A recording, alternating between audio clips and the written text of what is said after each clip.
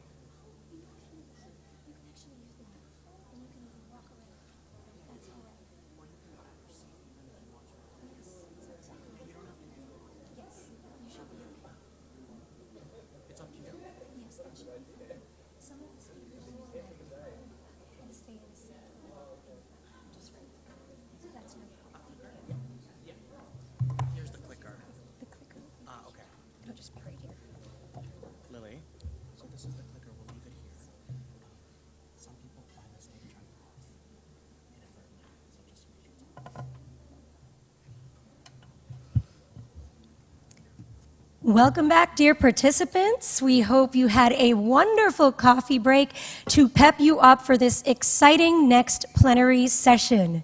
Now, we know that we've been hearing the voice of the youth across the world the past year, and they are crying out loud for solutions, and of course, not just solutions, but partnerships and for immediate action.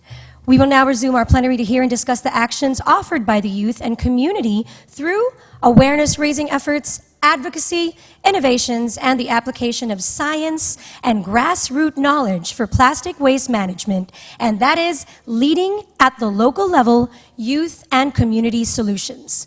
Now, there are two big issues across the world. First is disconnection. When something doesn't affect us, there's a tendency for us to not address the problem, even if it is actually a global issue. The second one is us feeling powerless and thinking that we are not enough to make a difference. One thing we emphasize is every single individual on this planet at any age can make a powerful difference. All we need to do is, first of all, believe it, and of course, take action. Why are we doing this? We are doing this not just for the planet, we are doing this for the people that we love. And when we speak of the people that we love, we speak of the generations to come. And we are highlighting this important aspect in our next plenary discussion to be moderated by our moderator for the next one. He is the Economics Affairs Officer of Sustainable Urban Development for the United Nations SCAP. He has over 15 years of experience in formulating urban strategies and managing people-centered city development programs with a geographic focus in Asia Pacific, Africa, and Latin America. Previously, he worked with Cities Alliance as a senior urban specialist and with UNDP as program specialist for urban development. His main areas of expertise are slum upgrading strategies, urban poverty assessment, municipal financing strategies, citywide service delivery profiling, local climate change mitigation and adaptation planning, participatory planning for informal livelihoods promotion, and institutional strengthening for improved urban governance. He holds a Bachelor of Arts in Politics and Urban Geography from Monash University, Australia, and a Master of Arts in International Relations from New York University, USA. Ladies and gentlemen, our moderator, Economic Affairs Officer, UNSCAP, Mr. Omar Siddiq. Thank you so much, and good morning, everyone. Thank you, Antoinette, for that really gracious introduction. It's exciting to see so many people from different backgrounds here today.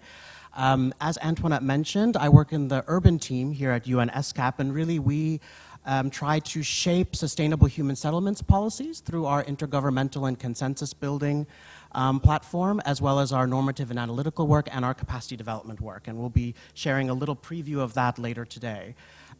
We really would like to thank UN Environment Program Regional Office for Asia and the Pacific, as well as Swedish International Development Cooperation for inviting us to support this wonderful event that is really key for us gearing up next year to the +5 SDG Summit, the Asia Pacific Forum on Sustainable Development, and our commission session next year, which will have the theme on regional cooperation for the oceans. So, ladies and gentlemen, excellencies, we know that approximately 65% of the SDG targets need to be met in and by local actors in order to be achieved. But this is based on the principle of subsidiarity.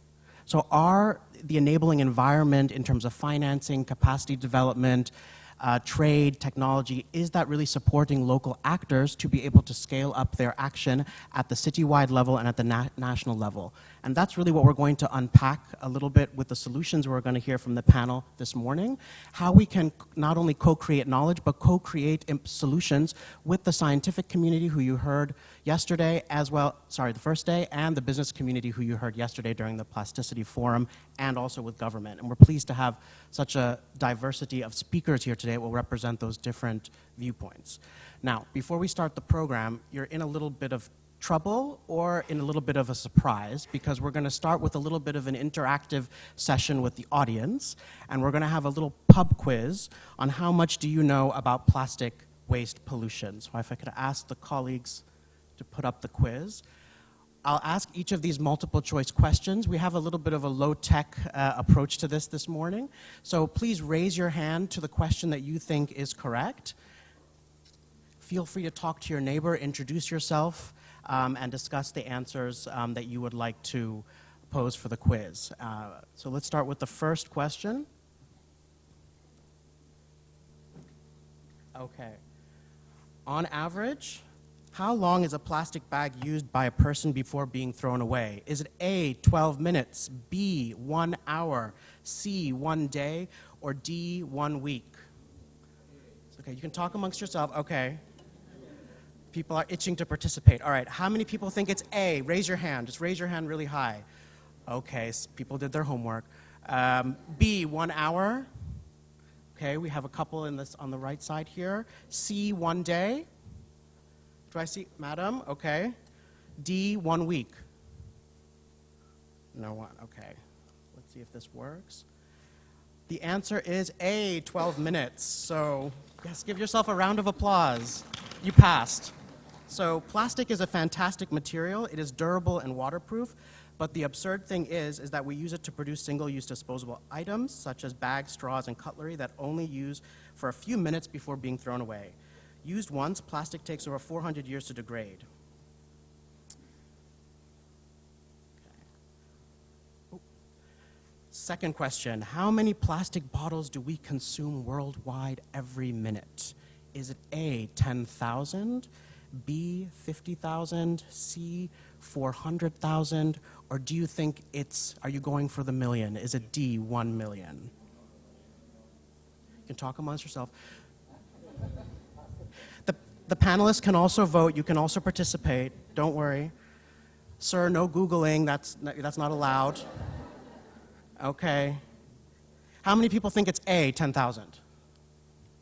Okay. B, 50,000? C, 400,000? Okay, some brave people here. I think we have about 20, 30 here. Or D, 1 million? The correct answer is indeed D. So despite the fact that most plastic bottles used for soft drinks and water are made from PET, which is highly recyclable, the vast majority are not recycled. Efforts to collect and recycle the bottles are failing to keep up with the use. So third question.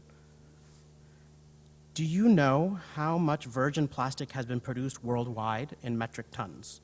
Is it A, 500 million metric tons, B, 3.7 billion metric tons, C, 8.3 billion, or D, 12 billion metric tons?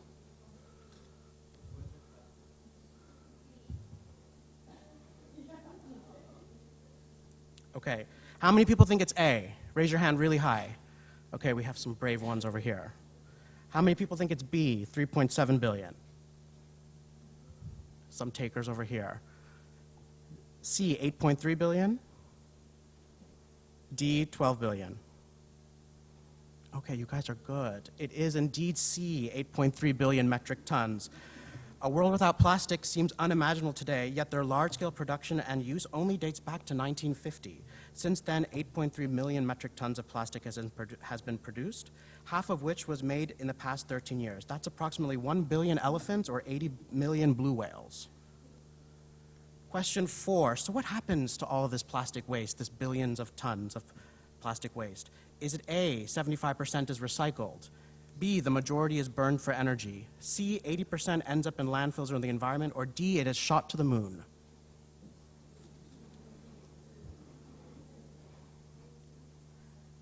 How many people think it's A, 70% is recycled? Good, you're paying attention to the earlier discussion, presentation, that's good. B, the majority is burned for energy? C, 80% ends up in landfills or the environment? Or D, it's shot to the moon? Anyone for this one? Okay, all right. Unfortunately, we're not polluting the moon yet, but it's C, 80% ends up in landfills or the environment. Just 9% of the plastic created since the 1950s was recycled. Question 5, which of the following answers contains the top 5 contributing countries to the world's plastic pollution problem?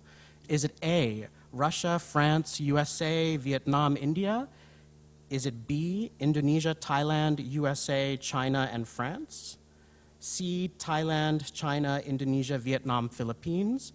Or D, Tonga, Italy, Canada, Iceland?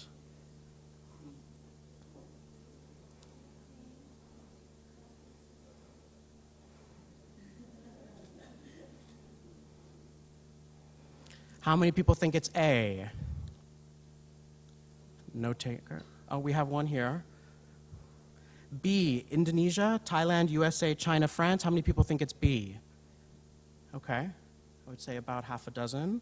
C, Thailand, China, Indonesia, Vietnam, Philippines. Okay, and D, Tonga, Italy, Canada, and Iceland. Anyone? No. I think the majority of the room is correct. So it is indeed C, Thailand, China, Indonesia, Vietnam, and Philippines. So over half of the land-based plastic pollution in the ocean originates from just 5 countries, all of which are from our region, with India, however, not far behind. Okay, how many plastic straws did our UN compound here in Bangkok consume each year? Is it A, 10,000, B, 25,000, C, 55,000, or D, 250,000? I'm looking to the UN officials to all get this right in the audience. Okay. How many people think A, 10,000? B, 25,000?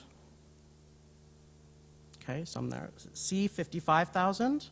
Or D, 250,000? Okay. It's a little bit of a trick question. The answer is indeed C, 55,000. The UN compound in Bangkok used to use 55,000 plastic straws annually, up until June 2008, that is. This generated 170 kilos of unavoidable non-recycled waste. However, from June 2018, plastic straws were banned on the compound as a part of our commitment to reducing plastic waste among the UN's facilities and operations.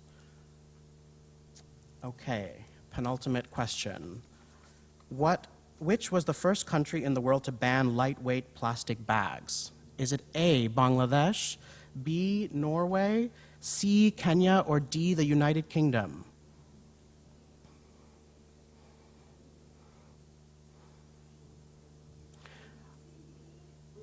All. Okay, how many people think it's A, Bangladesh? Okay, probably about 2 dozen. Norway, B? Okay. C, Kenya? Or D, the United Kingdom? Okay, sir, you can't vote twice. That's very cheeky. Nice try.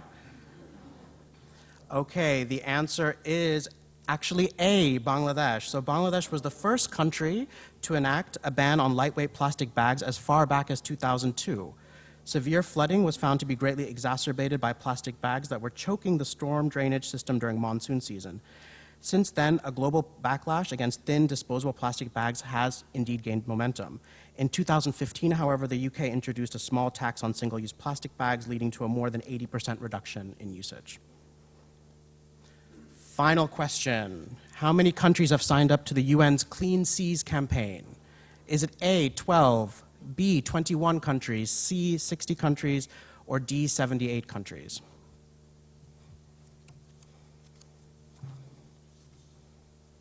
How many people think it's A, 12 countries, B, 21, C, 60? Okay, good. D, 78.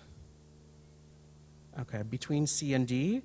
The answer is indeed C. So as of March 2019, over 2 years since the launch of the UN's Clean Seas campaign in January 2017, 60 governments have signed up to the campaign, with many making firm commitments on everything from creating marine reserves to adopting national plans on recycling and waste management. Signatories to date account for more than half of the world's coastline.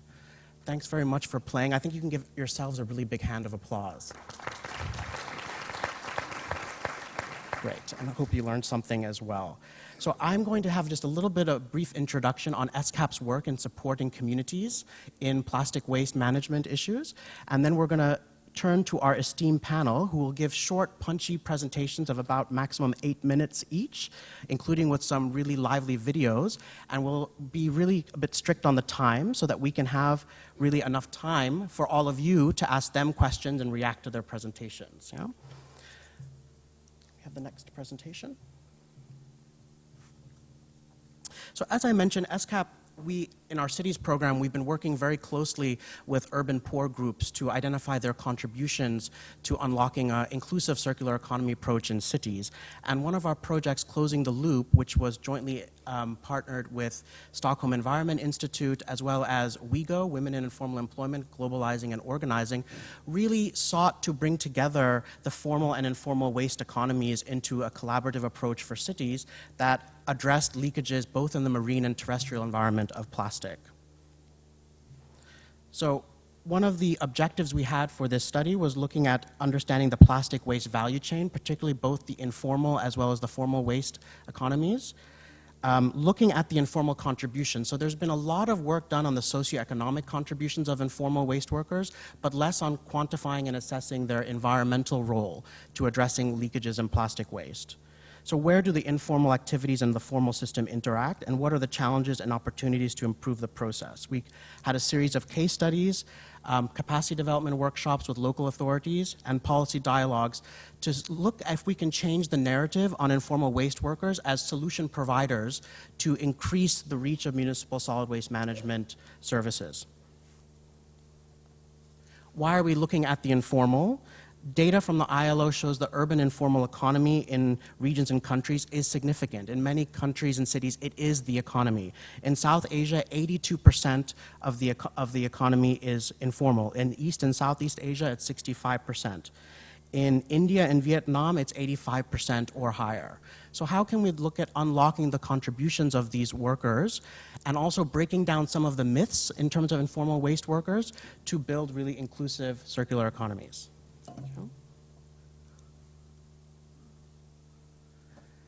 We had 2 case studies in the Saimai district of Bangkok and Pune in India. Saimai district is significant because it's one of 3 transfer station areas in the city of Bangkok, and we looked at how the intersections in terms of the plastic waste flow were happening and where informal workers were contributing to the plastic waste flow, both in terms of sourcing, collection, pre-processing, recycling treatment, and disposal.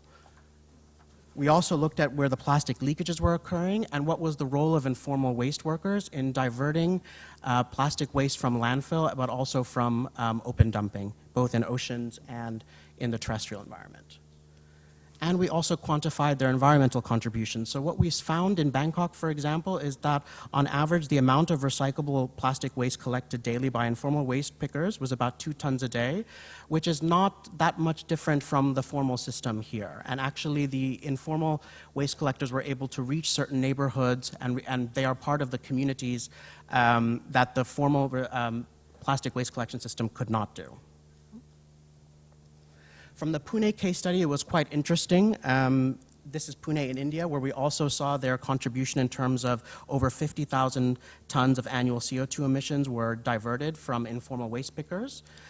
This is approximately the emissions from over 10,000 passenger cars or 20 million liters of petrol. This is their contributions.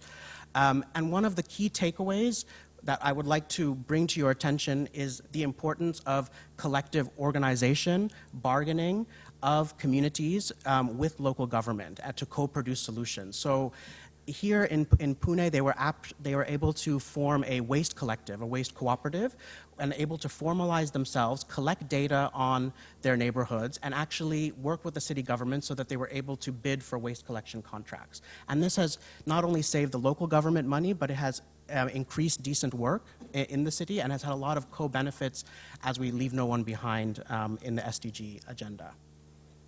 We have a regional policy guide that looks at specific areas on how you can integrate the informal waste sector into your plastic waste management plans, policies, and investments in the region as well. And we looked at how it contributes really across all of the SDGs, not only SDG 14, but also SDG 11 on cities.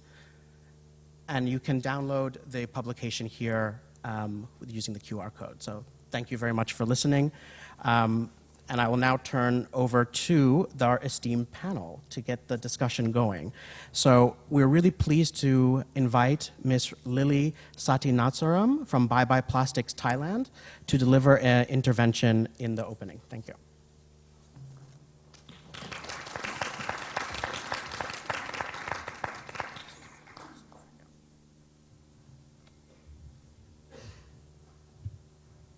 Hello, everyone. Hello, everyone. My name is Lily, and I'm 12 years old. I have been an environmental activist since I was 12. And during the last 4 years, I've been working on telling different adults and companies to stop using single-use plastic and to try to work on the world to be a better place. But the truth is, these environmental issues that we are currently facing have started long before I was even born, and it's only gotten worse. This is our Earth, and this is our responsibility. We need to change. Whatever we were doing in the past wasn't working, so we need to do something else. Out of sight, out of mind, right? Most people think once we throw away something, it magically disappears, but it doesn't. This is where it goes. Into the bellies of innocent sea creatures, and it ends up harming the environment even more. And I got really confused when I saw this, because adults always told us kids that single-use plastics is bad and that we shouldn't be using it. And yet, we still do these things. How many animals' lives does it have to take for us to change? And the truth is, only 9% of plastics ever created has actually been recycled. So we need to create new solutions and be creative. We deserve better and we demand better. This is our planet in the next 90 years if we don't do anything. And I'm pretty sure everybody wants a clean and happy world that we can all live on. And the truth is, some of these effects have already started happening. The Amazon rainforest was on fire for about a month already, and glaciers in Iceland were melting. And now, in Thailand, we face the worst droughts, floods, and storms we've ever had. This is not a coincidence. I don't want to have to be worried about if I have to wear a gas mask just to go outside. And I don't want to have to be worried about my future anymore. We are running out of resources, and we are running out of time. And this is the truth. We have taken so much from the earth that Mother Earth is just reacting to these issues that we faced her with by global warming and climate change. So it's time for us to give back and use a different alternative. Kids want a better future. I want a better future. I don't want to have to be worried about these things. For instance, for example, just this morning, I had to go on my phone and check the PM 2.5 today just to see if I had to wear a gas mask. And it's really scary because I already know there are some microplastic particles inside of me. And I know if we don't do anything, it's only going to get worse. And I'm really scared. But I can't just complain about it. I have to do something about it as well. So I went to clean up Klongs. I tried to work with some communities in trying to pick up trash, and I've also talked to many markets to try to stop using single-use plastics, and that's what I've done locally. And I've also tried to talk to my friends to make strikes and to talk to different people to try to change, like this. And I've also talked to different companies, retailers, and more to try to change for the better. And this is what I want for the future. And so I made 6 different projects on how to make Thailand and the world greener. Number 1, banning single-use plastic bags in Thailand. This has been one of my successes because by next year, by January, 43 major retailers will no longer give out any single-use plastic bags.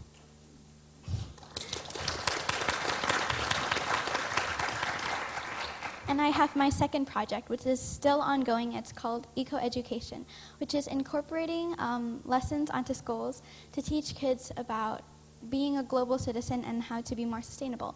Number 3, green guidelines. I've been working with Wong Nai with this, which is like a food app in Thailand to be more sustainable for the future by telling restaurants to do this. And number 4, green brands, which is me talking to brands about trying to be more sustainable. Number 4, reforestation, because the truth is, in Thailand, we only have 31% of trees left. So we need to fix that by planting more trees. And we have renewable energy sources. We've taken so much from the earth, we need to give back by using a different alternative. But this isn't enough. There is no major drastic change that I've seen yet, so we need to push more. We need to keep on pushing to make the world a better place. And the truth is, when I talk to these companies, the main issue is the money. We can't do this because of the money, and we can't do that because of the money. But in the end, us kids know why we cut down trees. We create single-use plastics. It's because of the money. And money cannot buy the world back. We need to change. I know it's hard, but we have to try. We need to change our mindsets for the better, because change is not our enemy, and we have to do something about it. Thank you.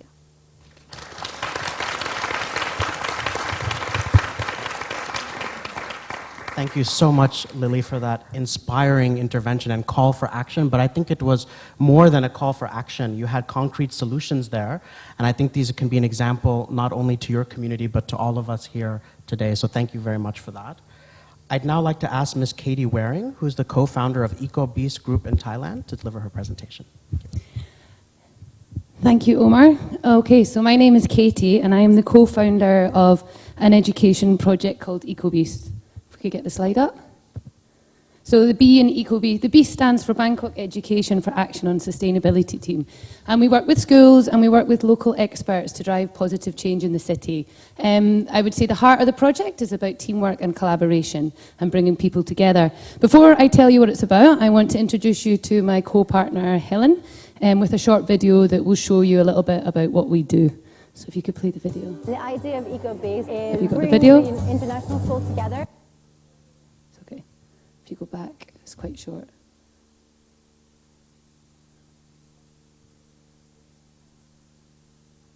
Oh, is it just the audio maybe? Oh, there we go. If you go back.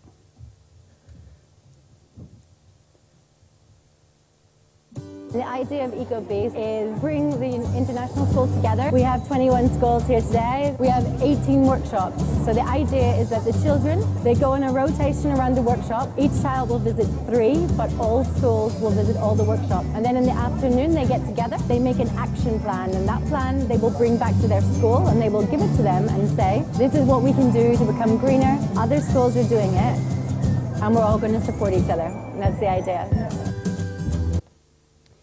Back to the slides. So as Helen, as you saw there, we work with international schools.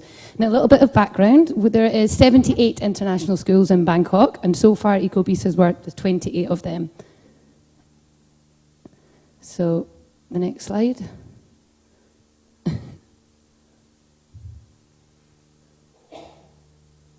Okay, thank you. 78 international schools, and we've worked with 28 of them. Now, international schools teach international curriculums, but the demographic of the students is students from all over, but it includes a lot of Thai students as well. So you are reaching the Thai community.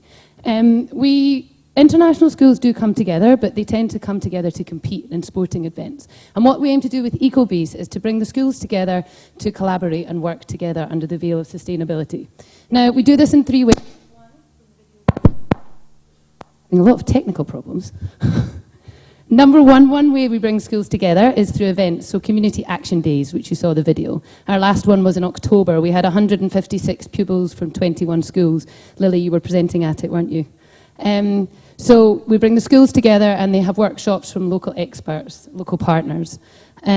We also make resources, we make teaching resources. These resources are localized. We link with our local experts in that as well. Primary school teachers are experts in education, they're not experts in the science. So we want to harness the knowledge of local people to educate the teachers and the students. There is lots of amazing things going on in these international schools. We've got Green here, which is a student-led NGO over there. And there's they do amazing work on plastic pollution, you should look them up. There is lots of amazing things going on in the schools already, but a lot of these schools are working independently. So we want to bring them together so it's one powerful voice. That's the kind of idea behind it. We do this, our resources are primarily designed for after-school clubs. We aim to have a network of EcoBees clubs in the schools, connecting the teachers together. Now, these schools do have eco-passionate teachers who are often fighting against the schools, which are businesses, after all, to change systems, to bring about systemic change. The whole point of the EcoBees clubs is to do that. By connecting the teachers to each other, we're creating a supportive network, and it makes things, it enables them to share good practice, what works, what doesn't work, and support each other. So. One last thing, the schools are connected on our website. They've got school blogs to enable to see what they're up to.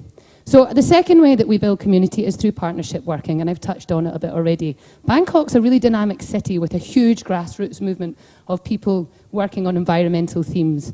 A lot of them are startups, a lot of them are quite small, and we aim to give them a voice and connect them to support their journey as well. So the project is about schools, but it is equally about supporting the grassroots community and the partnerships.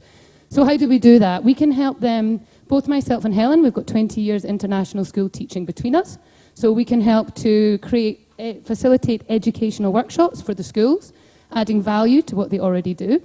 The key to developing our partnerships really is about personal relationships. We aim to develop close personal relationships with our partners to find out where their needs are and how we can help them. They're all very different. Some of them are established projects, some of them are brand new startups, some of them is one person, some of them is a team, some of them already work with schools, some never have. So it's about identifying where their needs are and then filling that gap. So as I explained, we do workshops, but we also can offer a school liaison service. From talks to partners, I think one thing that's important is these guys do what they do because they have the passion and the drive for it. It's not an economic-driven startup. They're doing it because they really care about whatever their theme is. And they do believe in education and they want to educate. But quite often, they've got all these schools contacting them, saying, can you come in and educate our children? And they're like, we've got to concentrate on the heart of our project. So that's where EcoBees comes in. If we get to know them, we know schools, we can be the middle guy to help that to happen. And we also have sustainability and wellbeing markets to help them sell and create revenue. So I'm just going to give you a few case studies and examples of things that we have done. We believe in partnership. It's all about partnership working, coming together. So first one is our EcoBricks campaign. I'm sure you all know what an EcoBrick is. For those of you who don't, single-use plastic waste put into a 2-litre bottle to create a building brick. There is a school in Kanchanaburi called the Bamboo School, and it's a refuge for students with medical issues or who have been abandoned. And they use these bricks to build classrooms. A lot of schools in Bangkok got a hang of this, so they started building the bricks, wanting to help and sending them out to the school. My partner Helen went out to see how we could help them. As she arrived for the weekend, they just got a shipment of 2,000 incorrect made bricks. Now, eco-bricks, because they're a building material, they have to be a specific weight. They have to be free from any organic waste, they have to have no air bubbles, and they have to be used only specific products. This school got given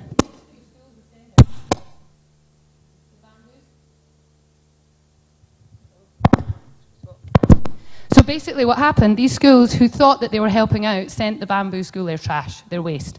You can see this picture at the bottom. You've got the children sorting through, spending hours and days sorting through bags of waste. How can we help? Partnership working. We're going to partnership with Trash Hero Thailand. We're going to go into schools. We're going to teach the schools how to make the bricks properly through our Eco Bricks Challenge campaign that we launched last week. Trash Hero, which is based down at Starboard, who are outside, will store the bricks. When the bamboo school want them, they get in contact with us and we send them bricks that are suitable for use. Case study number 2, Helen used to work at St Andrews, where Lily went as well. St Andrews have been a big support of our project and they just opened their zero waste shop. So this zero waste shop is in collaboration with Steps, which is a cafe in St Andrews that gives employment opportunity for people with learning differences. And the owner, Max, wanted to open a zero waste shop, so she got in touch with the EcoBoost Club. So this is not us, this is the club in the school that's ran by the teachers in the school that's made this happen.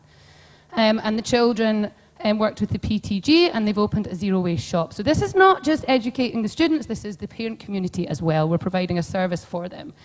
When Max was trying to stock the shop, she didn't have money to get stock, so she was looking for consignment from some zero waste vendors, and they were saying no. So she got in contact with us, but because of the relationships that we've built with a lot of people, they said yes, so the shop is fully stocked. And this just shows you how powerful international schools are. You're not just talking about educating the children, you're reaching the parents as well. I think parents are much more willing to listen to their children sometimes than they are than someone else telling them what to do. And this is creating awareness.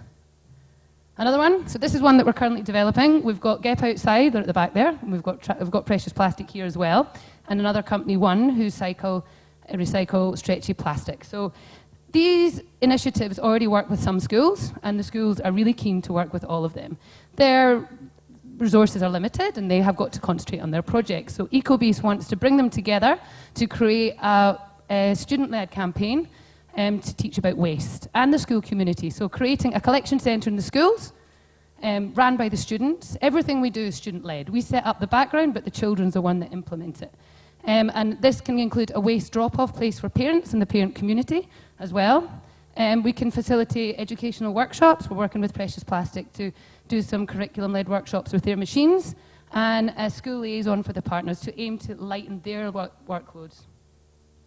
Last one, this is our community action beehive. So if you're a foreigner living in Bangkok and you want to live a green, more sustainable life, where do you go? You don't speak Thai, you don't know how to get in touch with resources. This is, each one of these beehives is one service that you can access, and they are linked under the 6 R's for sustainability. We aim to empower communities. The schools can have these up on display. They've got QR codes, we've got an interactive Google map. It aims to be something that should grow. So if you find a service, you email us, and at the end of every month, we will update all the beehives with the new ones. Yeah, it's about sorting the grassroots as well. So about new project startups and helping them to get business. It's on our website. Right, so this is Wise Beast, and these are our recommendations to how you can help marine plastic from our perspective. And of course, number 1 is education. We've been talked about today. It's super important. We need to educate future leaders to be people like Lily. We need to give children a voice. We need to empower them. We don't know what the future is going to be, right? But we need to give them the skills to deal with it. Problem solving, critical thinking. But we also need to educate the current leaders, the parents of the children. These are the people that are in power now. So we need to educate them too. Big one here, you should support and invest in the grassroots movements. We have tried to work with big corporations and it just doesn't work. You get passed about from department to department. See, when we work with the grassroots, things happen fast and they happen quickly. The change is really quick. So I would really urge people to invest in local grassroots projects. Another thing we think is important is making science and research available for all. I was here on Monday and I struggled to understand what was going on, to be honest.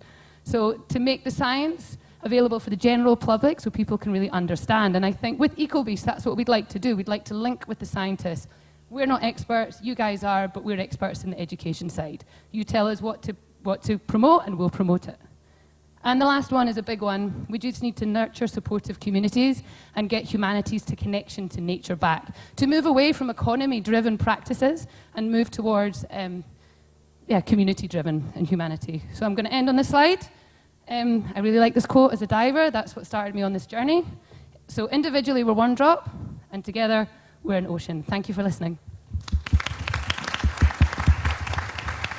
Thank you so much, Katie, for, again, a very inspiring presentation on how you created this community of action amongst international schools and how it didn't stop at just educating the children, but whole communities and parents and working with different actors across the whole spectrum of change. Yeah? So thank you very much. Again, we will have time for questions at the end. So thank you very much for your patience. We'll now call Ms. Sujitra Vasadanrumuni, who is a researcher at the Environmental Research Institute, Chula Zero Waste, from Chulalongkorn University here in Bangkok, Thailand. Okay, good morning, everyone. Sorry that my family name is very long, so don't forget about it. So moving from Lily, the kid, and Katie for the schools, then we listen to about our university activities. So I'm the project manager of Chula Zero Waste Initiative. For those who live in Chula, live in Thailand, you might have heard about Chulalongkorn University.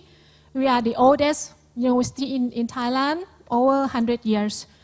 And we also recognize that we also big waste generator because we are a big community of like 45,000 people in the university. We have only one big campus in Bangkok. So we feel that it's also our commitment to be, because we also set the commitment to be a pillar for the kingdom. So I think environmental issue is one thing that we should strive on. Okay, so this, we developed a 5-year action plan on waste management thing, and we set the goals not only for waste reduction, but also culture. The change of culture, the change of habit of people. And then we make up the action plan following the waste management hierarchy, as I show you that one. And we have 6 work plans, 18 projects, so Chula Zero Waste is quite big project. We are not just doing campaign because we know that it will not work in the long term. We have to set from the policy and then come to waste prevention, waste segregation, collection, organic waste treatment that we can do it, and then link with education. So when we talk what we have to do, because Chula Zero Waste, we deal with all types of waste, but recently because of the issue of plastic pollution, so we have several projects that dealing with combating the single plastic consumption in the university. I will not go in detail much. And we also have to improve our waste segregation system. So we improve the size, the bins, everything. And lately, just this last year, this beginning of this year, we also have some announcement on single plastic reduction in the university as well. And we link with school. We have the Chulalongkorn University demonstration school for primary and secondary school. And we do some awareness campaign. So this is a little bit snapshot of the announcement. And we have done some the shop. We want the announcement to be the kind of the university rules for all shops to comply. This one. And I will explain later. Since we start not only just doing campaign on hey, say no to plastic bag because Thai people get used to of using plastic bags. So we rely on using economic instrument, plastic bag charging, starting from the convenience stores in the campus. So we ask the shop to change the rules. So we not provide the free plastic bag anymore. So those who want to get new one, you have to pay 2 baht per bag. And it's very effective mechanism. Because we track the result and compare to the baseline before we implement the project, and we could achieve 90% reduction of plastic bag consumption in the university, and 4 million bags avoid almost 3 years. So we try to communicate with the university people that the result is not just the volume, but you think about animal life safe that you can rescue, because we use less plastic bag. And then we scale up the plastic bag project to all shops, not only convenience store, but to all shops like bookstores and the market. So that's why we need the stronger ones, university back up for the shop to say, we have to comply to the university rules. So all shops have something to rely on. So we issue this one. And we also do create the social norm on zero waste lifestyle and bring the single-use plastic to make the sculpture to raise awareness of people and doing some roadshow. As I mentioned, we link with the school as well. So we have some activities. You can see the detail on the booth. And we get good cooperation from school. As this photo, they also make in front of the library in the Satijula demonstration school, primary school. They make the board, educational board about the microplastic and the plastic waste. And we also produce a storybook for the young kid.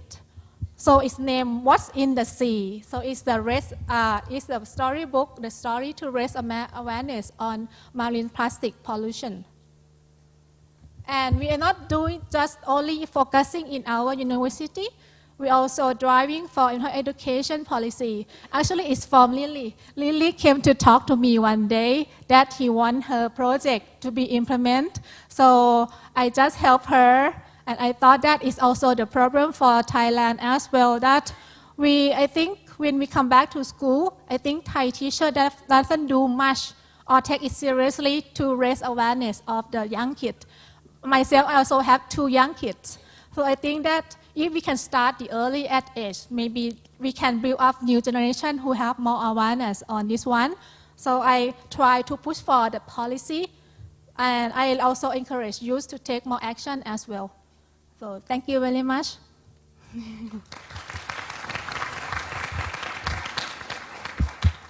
Thank you, Kun Sujitra. I think it's a very holistic approach that you've been implementing at the Environmental Research Institute, which, as you said, doesn't stop at advocacy, but is trying to influence policy at the national level, but also capacity for things like segregating waste at the local level, which we heard this morning from the speaker from Malaysia is so critical towards integrated solid waste management systems in our cities and communities. So thank you again. I'd now like to ask Ms. Kay Vasi, who is the Chief Connecting Officer, I love the title, Chief Connecting Officer of Mesh Minds, to deliver her presentation. Kay, over to you. Thank you. Thank you very much. I am Kay Vasi, Chief Connecting Officer. Yes, they do have these titles these days, at Mesh Minds, a creative technology studio partnered officially with the United Nations Environment Programme. We specialize in harnessing immersive and interactive experiences using cool, funky things like virtual reality, augmented reality, mixed reality, when we want to maximize engagement, empathy, and action towards the Sustainable Development Goals. Our content creation and distribution and consultancy services help to fund the artist incubation and research activities of the Mesh Minds Foundation, which is a registered not-for-profit arts organization. We offer immersive, interactive, and impactful content creation, interactive workshops, and managing creative technology incubation programs. And we've got to love technology. There we go. Our partnership with the UN Environment Programme is centered on mobilizing creative technology to achieve the Sustainable Development Goals. And today, I'm here to talk to you about the magic of augmented reality. What is augmented reality? It's the result of using technology to superimpose or overlay information such as sounds, images, and text on the world that we see through this pocket rocket, this camera on a mobile device that we all have today. Even by 2021, for example, more than 75% of the population in Thailand will access the internet through a smartphone. So let's make sure that we have the tools available that people can post stuff about that they really care about. You know, young people are going to continue to play on Snapchat, make themselves into a crazy cat, take those selfies. But so why don't we offer the option to take a selfie about causes that require you to take that action and protect the planet? We believe that augmented reality creates a really unique and new opportunity to raise awareness and engagement on climate communications. Here's a short video soon, which I'll be able to play to you. No? Can I play the video? Here. It's going to tell you a little bit about Clean Seas and how you access it.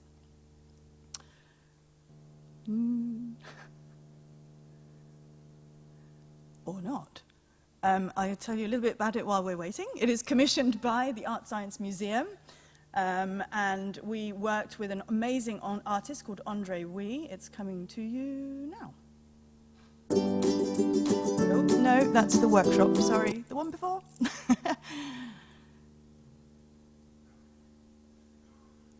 It's going to be the best 20 seconds of your life, I can tell. Sitting on the edge of your seat, waiting for a video that is going to play at some point. Or...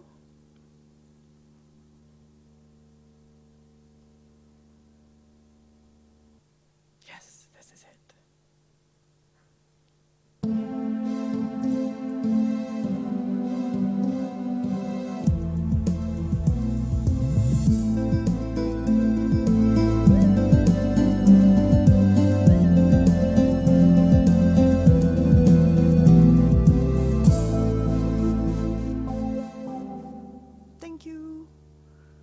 So, as you can see, so it's commissioned by Art Science Museum, and they declared a whole season of sustainability for a whole month, that the whole museum would be taken over by climate communications. And how they did this is through a series of programs. They put on loads of eco-films, we had workshops, we had panel discussions, and everywhere, every screen that you looked at, and even on the benches, you could see how we could access this augmented reality experience, okay? So that was really heartening to work with a partner like that. They have a world-class venue with millions of visitors, and it was transformed to a place for museum-based learning and engagement on the importance of protecting our planet. So we need more partnerships with people like this to really get those messages across in the real world, but through transforming those messages through the use of technology. Okay? So, as I said, we create these engaging AR experiences, and we use Facebook and Instagram. So you could use that URL there, l.ead.me/cleanseas. We always try to make it something memorable, so that even if you don't know how to use a QR code, you can simply pop that into your phone and away you go. It opens up, okay? So we worked with an artist this time called Andre Wee, and we said to him, what do you think about the future? So this is a young artist who thought, you know, by 2050, they're saying that actually the whole of the ocean, there might be more fish than actually, more plastic than there are actually fish. So I'm going to imagine this plastic ocean where all of the sea creatures are made out of discarded items, plastic bags, cartons, forks, etc., etc. And then then using our creative technology, we're able to then submerge people into that world. So we transform his 2D images, and we use Facebook AR, Spark AR platform, and we then able to wave our magic wands and create the feeling of being submerged in that plastic ocean. But then, as you simply interact with it, just simply make a smile, and you're able to clean the ocean and make all of the horrible plastic fish disappear, and the healthy, normal fish swim around you. So it's just a really, really simple interaction that really my small children can do. And they love it. They totally understand selfies.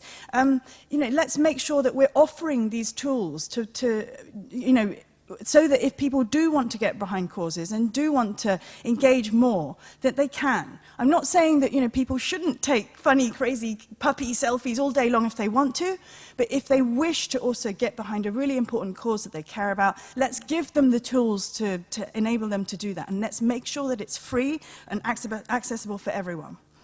So for every activation, we have the ability also to track usership, right? So we're finding that the dwell time on these types of experiences is significantly longer than if you're just giving out a pamphlet or even showing a pop-up ad on a website.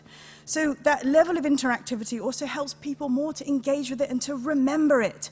And I just really want to share that more than 10,000 people across 78 countries using Facebook and Instagram have already accessed this and shared on 1 month alone. Once we create these things, they're evergreen, so they can just be accessed anywhere in the world, all the time, always for free. So to accompany these AR experiences, because we don't want them just to sit on their own, they always augment something that happens in the real world. We also were commissioned by the Art Science Museum to create a series of workshops. And here's another little video I'm going to show you now.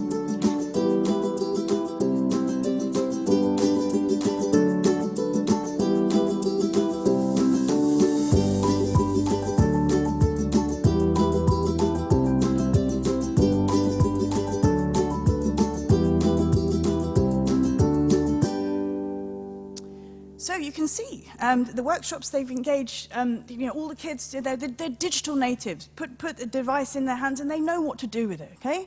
So we engaged over 200 children and parents in 1 month, and we cover photography, tracing, animation, and of course at the end, augmented reality. So what happens is, as you can see, children take pictures of plastic waste, they then take their Apple Pencil, draw around the outline, and then delete the picture behind it, leaving just their art. Then through the wonderful magic of the iPad, we're able to easily animate it, and finally, using a free app called AR Maker, they're able to place their drawings in the real world and stand all around them, as many as they like, right? So it's super engaging, and you can record a photo or a video afterwards as well, and you pop it back in your workbook for, you can use it more again at home, or in a school setting, or in more museum-based learning environments. So that's kind of what we're up to, and we had really, really great engagement scores. We've had everyone's kind of like super loving it in terms of like 80% of people giving it an excellent for the content and how much they rated it. So 92% of people gave it 5 out of 5. So we're giving really, just by digital drawing and augmented reality, we're highlighting these new ways of engaging and teaching children about the importance of caring for our oceans. We are here today outside. My business partner Ollie Boss and I are outside. Please do come and visit us. We've got, you can make your pledge for Clean Seas while you're here. Think about the mobile game that we have called Ocean Scrub. Even dive into a microplastic stomach and shoot them as many times as you can. You've got 60 seconds. You'll learn about where microplastics come from and what we can do about it to take action to stop this happening. We are completely committed to creating more partnerships to drive key messaging from the UN, which are funded and supported by our environmentally responsible clients and partners, such as the Art Science Museum, DBS Bank, Facebook, and Apple. Thank you very much. Wow. Thank you so much, Kay. I think you succeeded in your job in connecting us all to this really fantastic digital solution, which through a kind of gamification process has helped to spread awareness and change around youth and communities around taking care of our oceans. So thank you so much for that. Our final presentation will be delivered by 2 of the speakers. Wayne Nicholas Phillips is a lecturer on ecology and conservation here at Mahidol University, and he will be joined shortly by David Robinson, who's the director of the Bangkok River Partners. Wayne, over to you. Thank you. Good morning. As Omar just said, I'm a lecturer in ecology and conservation at Mahidol University International College, and I've been working there for the last 16 years with one goal in mind, and that is a really simple goal, and that's really to get people motivated to create change. Change is inevitable, but it always starts with self. And that's what I like to point out to my students, and of course anybody that comes along on the trips that we organize to raise awareness of the real extent of this plastic problem. There seems to be no signal. So if we just bear with me. Ho-hum. Yes. Looks like it. Well, I'll carry on anyway. I'm a lecturer in ecology and conservation, as I've just said, and I've been working on a very small, privately owned island off the coast of Pattaya. I learned to dive there in 1997, and I've been taking my classes to this island and other islands around Thailand simply to bring them into a situation that they are not really aware of, and that quite simply is this awareness of the extent of that plastic problem and what we as individuals can actually do about it. I'm standing here like a lemon.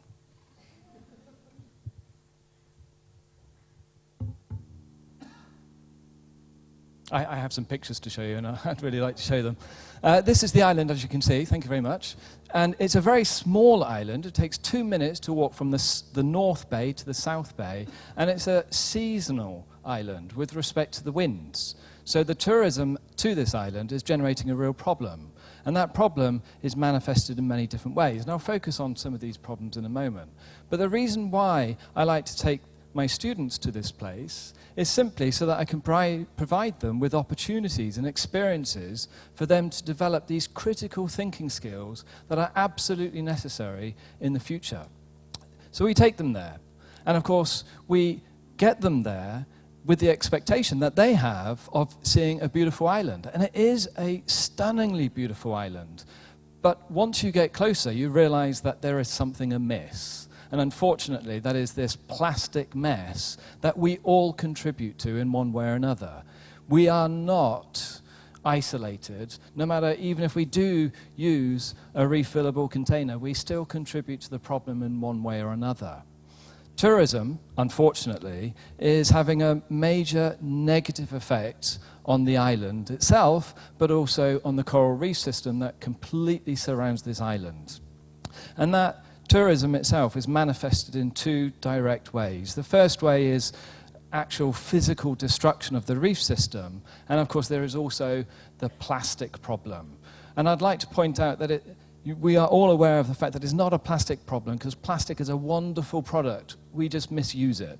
And it's that I get my students to focus on in the activities that we actually carry out when we're on the island. So I'd like to address this concept of inappropriate moorings at the island.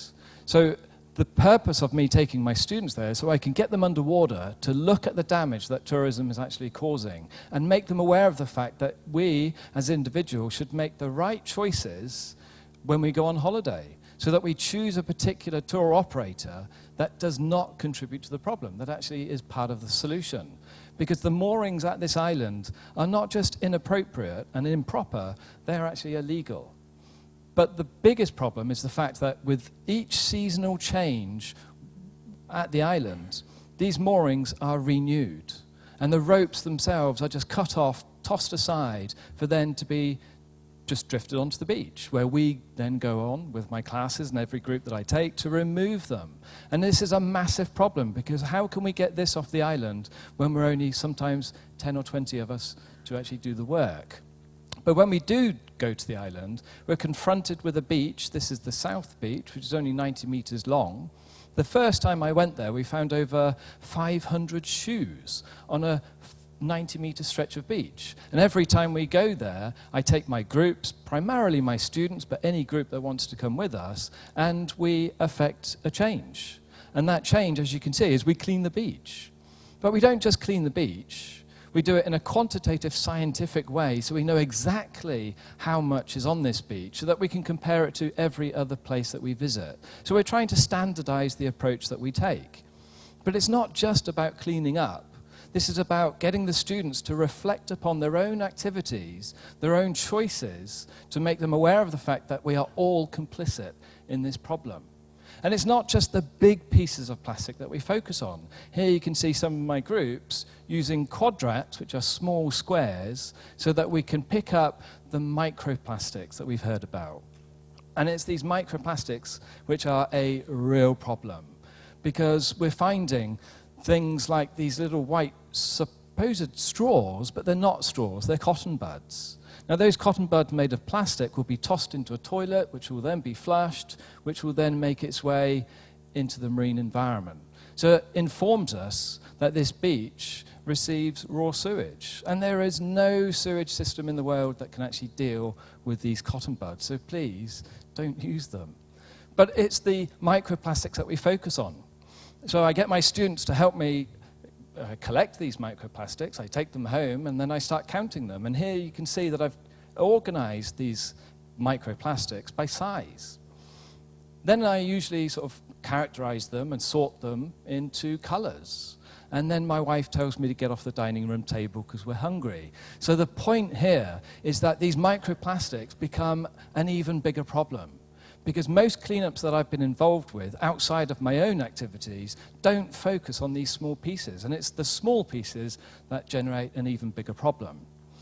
So what we have discovered on these beach cleanups is the fact that a lot of the microplastics that we find are the nurdles, these pre-production plastic resin pellets which are melted to then form every plastic product that we use. So this has got nothing really to do with the consumer. This has got everything to do with the producer.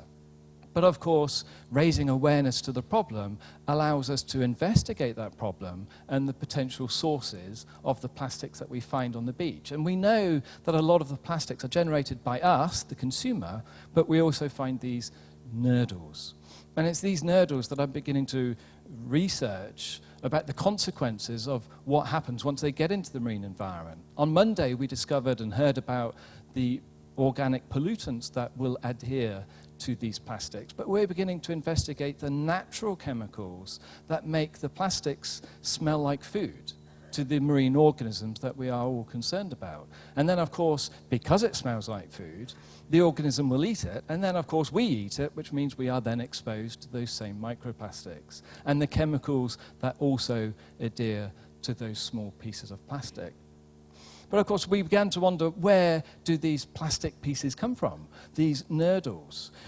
The way we count our plastics when we're doing the macroplastic assessments is we count them so that we know and can identify potential sources. And we know that it's coming from very local sources. But we also know that these are not local at all.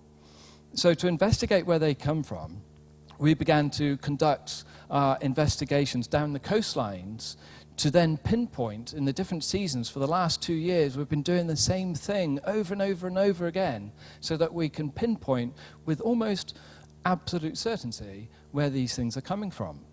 But it's not just the nurdles that we're interested in, because we know from the publications in the scientific literature that this country is a huge producer of plastic waste, which then makes its way into the natural environment, particularly the marine environment. So it's not just investigating this transect along the coastlines, we also needed to get into Bangkok, capital city of Thailand, but of course also a major conurbation and potential source of plastics. And it's there that we began to realize, well, we need to find some kind of suitable access points so that we can sample the river. And that's when we were very lucky, through serendipitous actions, to actually reach out to David and Bangkok River and his Clean Up the World. We've been working with Bangkok River for the last 3 years to generate a baseline of plastics in the streets and in the river that we all live within, so that we can actually see and move towards this whole idea of reducing the inputs. So we need that baseline study so we know that we've been successful. And it's at this point that I'd like to pass over to David, who will tell you more about the Bangkok River and where we're going. Thank you. Thank you. Thank you, Wayne.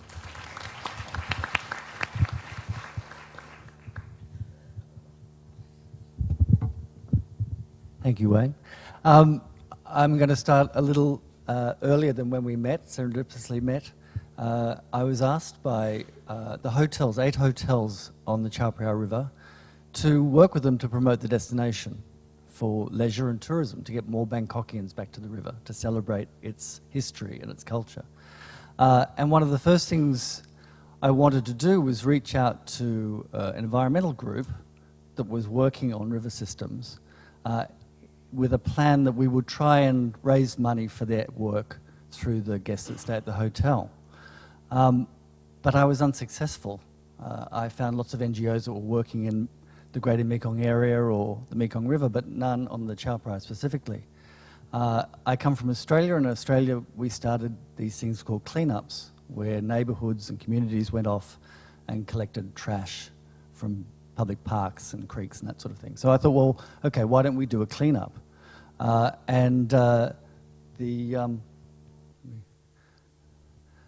So working with the hotels, and bear in mind the hotels are global brands.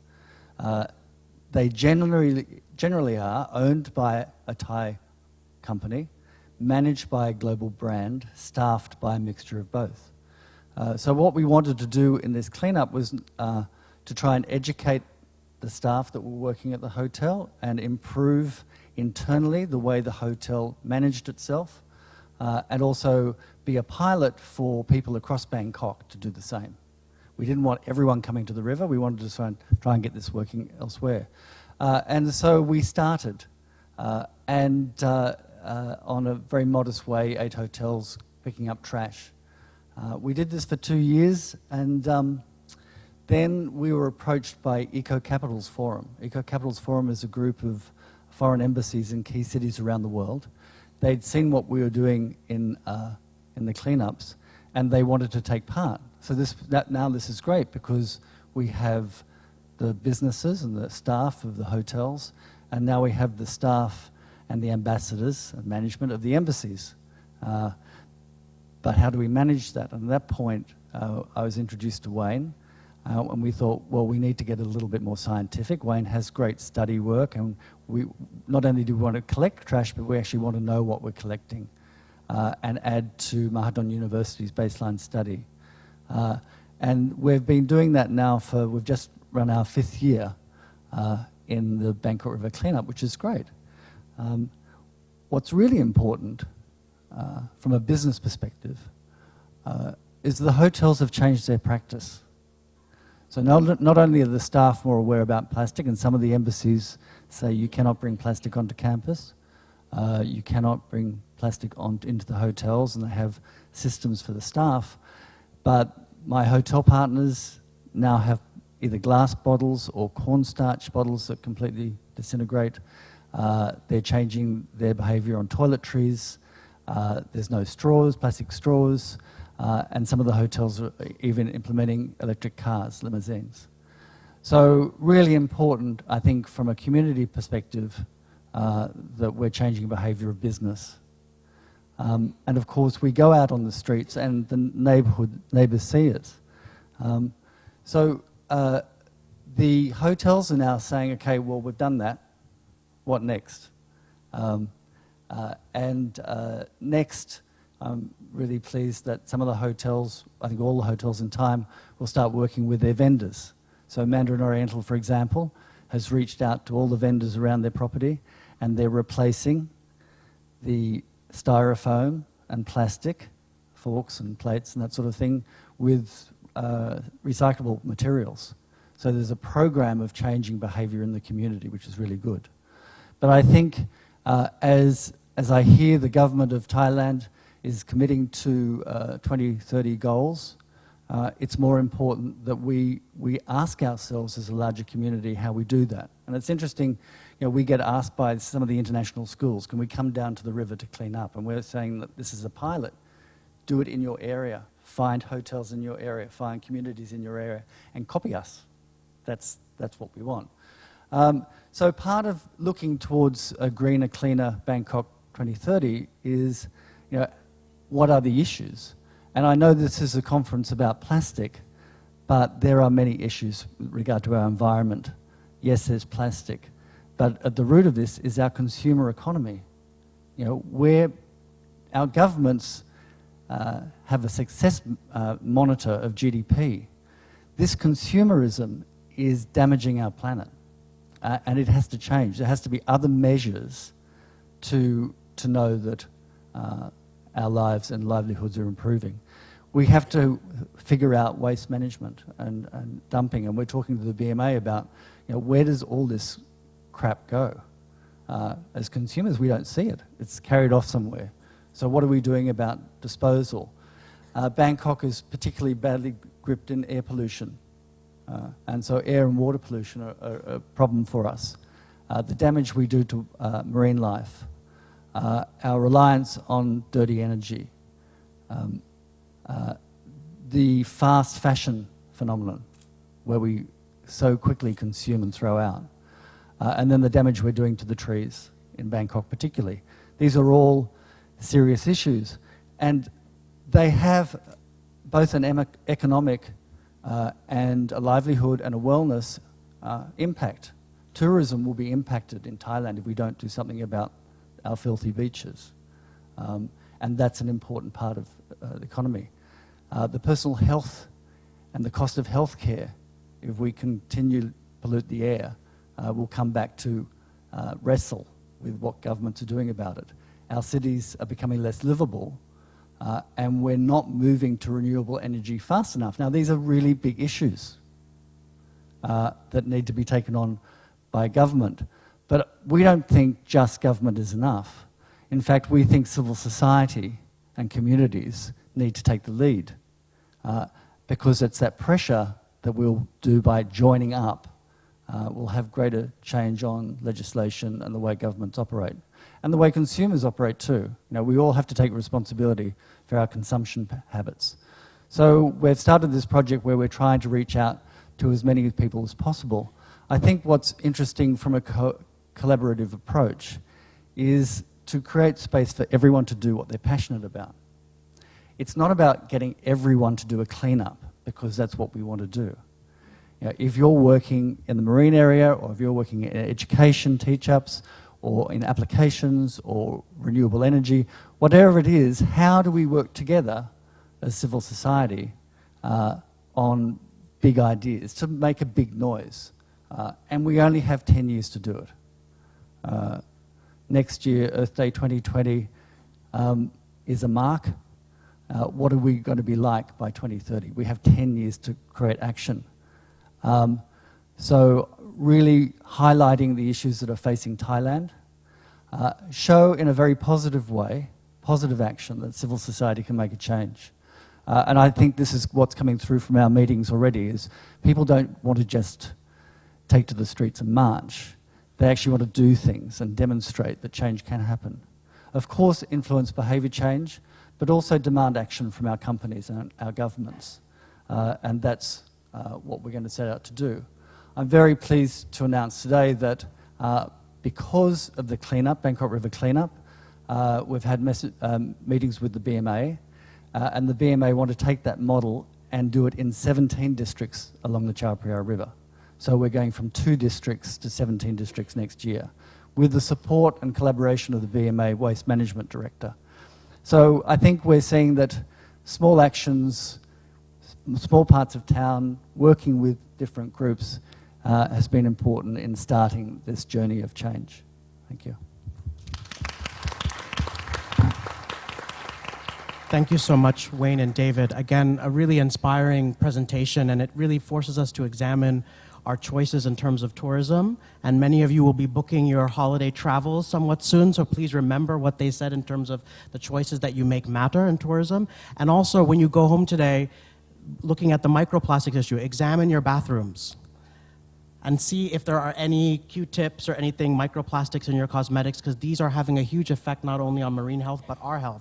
They're crossing the blood-brain barrier definitely and affecting also child development. So thank you again for that inspiring work. Now you've been all very patient, and the time has come for audience Q&A, and we have a good bit of time to do that. I'd like to open the floor now for questions. If you could keep your question in the form of a question and as succinct as possible, and also introduce yourself and where you're from, and also which panelist you'd like to direct the question to. So the floor is open. I think we already have one from the lady in the back.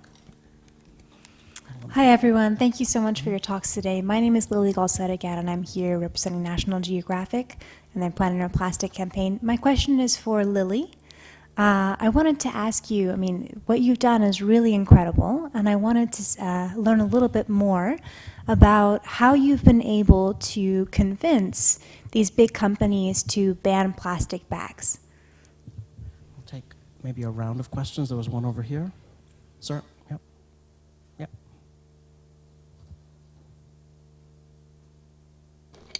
My name is Amit Jain. I am from India, researcher as well as consultant working in the area of plastic pollution.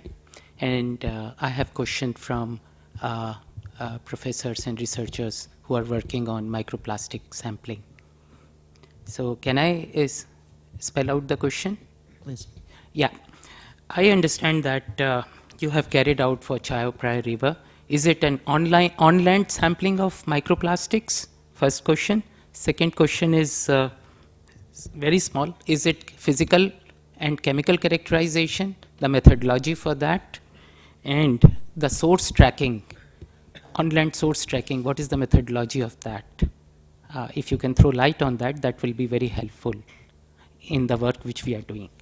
Thank you. And we'll take one more from the gentleman here in the front. Yeah. Yeah, thank you, Nagu from Malaysia. I just have a comment. I think the moderator, when you're doing the quiz, you asked which were the top 10 countries polluting. I think that discourse needs to be qualified. Because while there are domestic sources, we are not denying it, but many, as I said in my plenary, there are much plastic coming from other countries to these countries.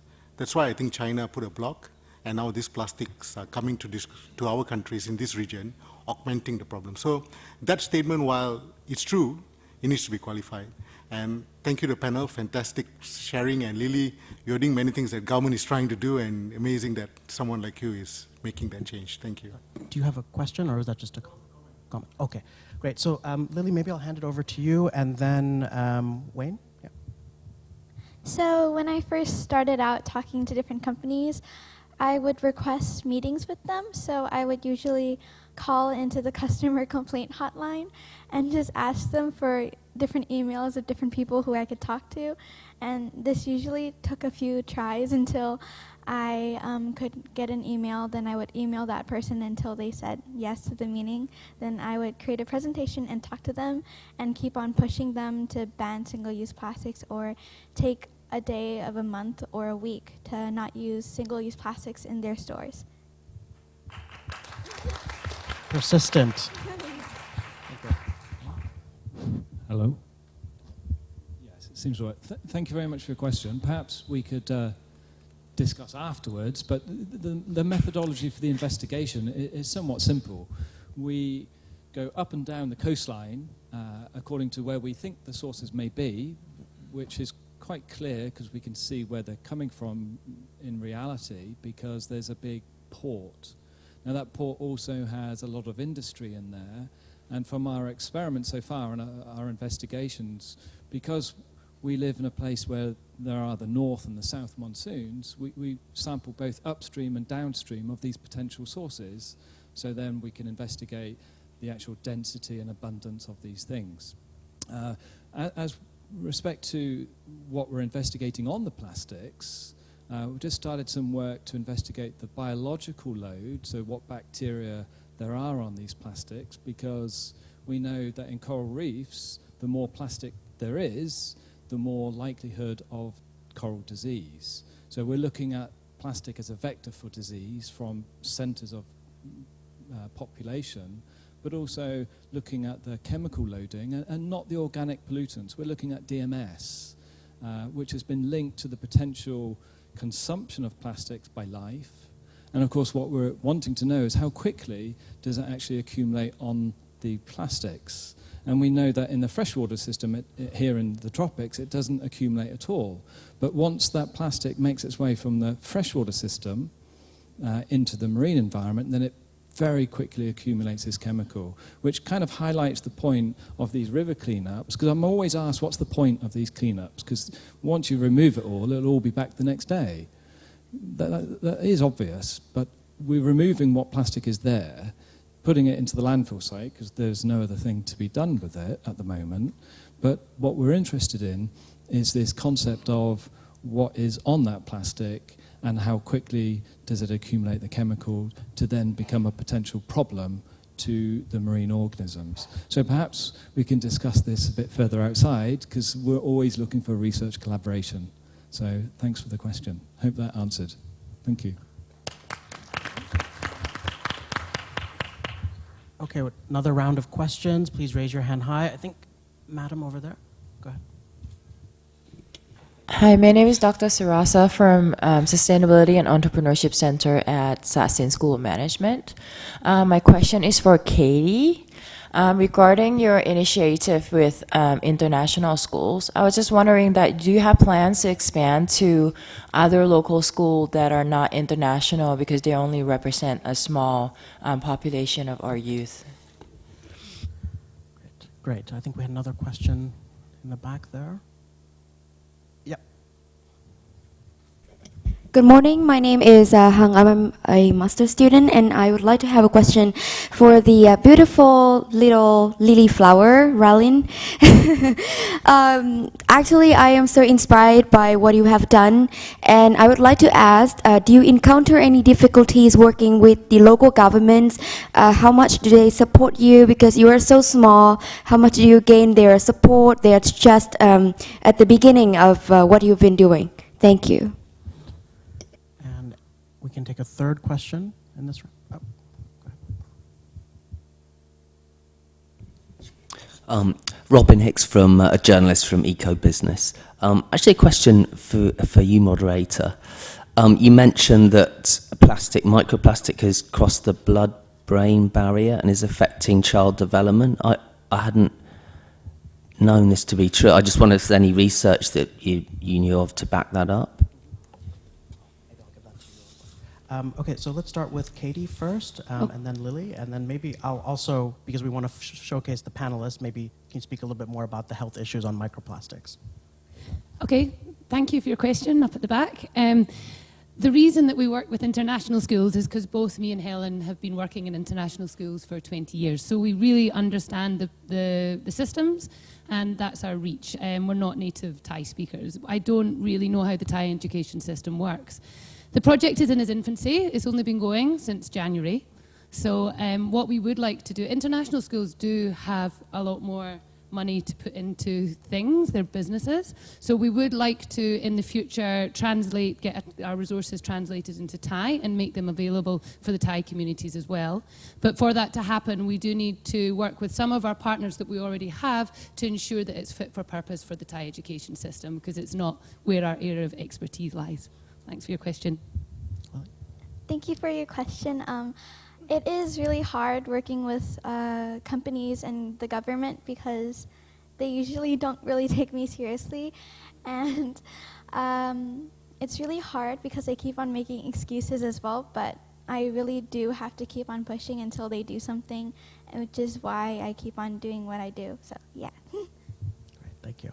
And I'll just pass it over to Wayne, but just to say that there was actually an article in the Bangkok Post about this yesterday, and that there's been a few World Health Organization studies on it, but maybe, Wayne, you can also talk about. Yeah, it's not quite my field, but before I do address your answer, Lily, don't stop. You're doing a wonderful job. Carry on. There is quite a substantial research base on the effects of plastics and microplastics on living organisms, and there is quite a new burgeoning field looking at the actual effects on humans, because we haven't really begun to investigate that. So I can come to you afterwards and show you the links to the papers, so we can go from there. So we are finding it in everywhere we look, which is a real cause for concern. It's in the air that we breathe, it's in the rain, it's in the snow, it's in our freshwater system, it's in the marine system, it's in the food that we consume. We are inundated with the stuff. So it doesn't surprise me whatsoever that it does cross the blood-brain barrier, because the thing with plastics is it never goes away. It just gets smaller and smaller and smaller, and that is the real concern. So we'll talk after. Thank you.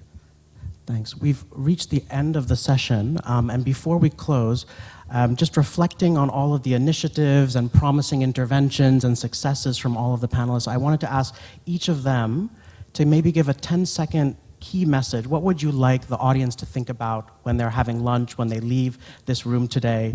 What does success look like for you in the long term with your initiative and helping to safeguard the health of the oceans and the health of the planet? I liked the pledge that was made earlier today, and I think if we can all make a pledge to ourselves and just remove one thing that is not good for the environment every year, that would be great. Great. That's a really good question, and quite a difficult one in 10 seconds. But I think one thing we have to focus on is the role that we as individuals must play. We cannot rely on outside agency to make a change. Change comes from within. So do focus on that. Thank you. Yep, this is really difficult. I guess the biggest thing I would say is, what is your sphere of influence? What can you influence? And I think dealing with children and these big issues, we're always very careful to make sure we don't overwhelm them, because small actions matter and lots small of actions make one big action. So concentrate on what you can touch and what you can change. Obviously, from our perspective, the power of technology to connect us and let us see each other globally, and not to look at technology as the only solution, but one that can augment and enhance and engage in a new way on these serious and very key messages that we have to face today. 10 seconds. So, NATO. Stop talking and do action right now. And I think everyone talks so much, but seldom to take a serious action. I see in many contexts. So I think we should do some more action and then scaling up and build up the network. Thank you. And Lily, last but not least, the final word is yours. I would like everyone to change their mindsets, to change what they think about plastics, because honestly, plastics isn't that bad. We just make it bad. So just be mindful about how much you use and what you use. So Thank you very much. Maybe a big round of applause for all of our panelists. And I'll just hand it back to the moderator, Antoinette, to give some housekeeping announcements. Here you go. Thank you very much, Mr. Siddiq, and once again, thank you to our panelists for all your impactful work to educate, to inspire action in your local communities, and of course, create a better world for everyone on the planet. Ladies and gentlemen, let's give them a warm round of applause once again. We have a few important announcements. So after lunch, which is coming up right now, we would actually before lunch, we would like to request everyone to join us. We have a publication launch happening, and it is the role of packaging regulations and standards in driving the circular economy. And this is happening right over here when you exit to your left at the C Circular booth. So please do join us to find out more about policy-level solutions to the challenge of plastic waste. That is happening from 12:15 to 12:30. I believe they have pushed it a little bit in order to accommodate everyone here. And of course, this evening, after the end of today's session, we would like to invite you all to the Asia Environmental Enforcement Awards ceremony. This will be at the reception hall on the ground floor of the conference center right after today's sessions. Also, we have a watch that was found. The brand is Timberland, so please feel free to approach me if you need this and if it's yours. Ladies and gentlemen, it is time for lunch. We are going to break until 1:30. We would like to request everyone to please return here at 1:30. And the session coming up is Valuing Waste Business Solutions, which is focusing on impactful business solutions to address the entire value chain rather than just focusing on recycling. And of course, to create more partnerships, more collaborations, feel free to use the app. It is downloadable through the App Store, and of course, it's the UNEP Events app, and within that, you can see the program. There are profiles there, and also information on how you can connect with speakers, participants, and delegates. Thank you so much, ladies and gentlemen. Please enjoy your lunch, and we will see you back here in an hour. Thanks, everyone. I think we'll just do a little group photo. Oh, yeah. Lily, you gotta be in the front. Yeah, no,